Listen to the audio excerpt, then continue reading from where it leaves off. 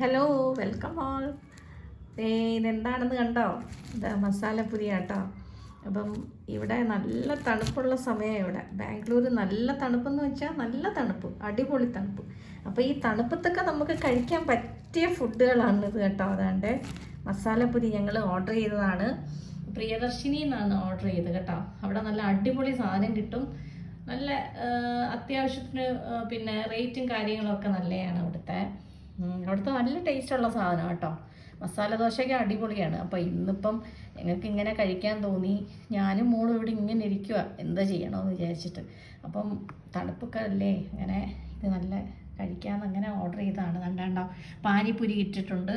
പിന്നെ അതിന് ഇടേണ്ടതാണ്ടേ ഉള്ളി സാധനങ്ങൾ നല്ല അടിപൊളിയായിട്ടുള്ളതാണ്ടോ. അതിൻ്റെ ഇതാണ്ടേ ഇതിൻ്റെ ഇതുണ്ടല്ലോ വെള്ളം അതിനകത്ത് വേണ്ടേ കണ്ടല്ലോ. അപ്പം ഞങ്ങൾ കഴിക്കട്ടെ. Okay, bye, take care.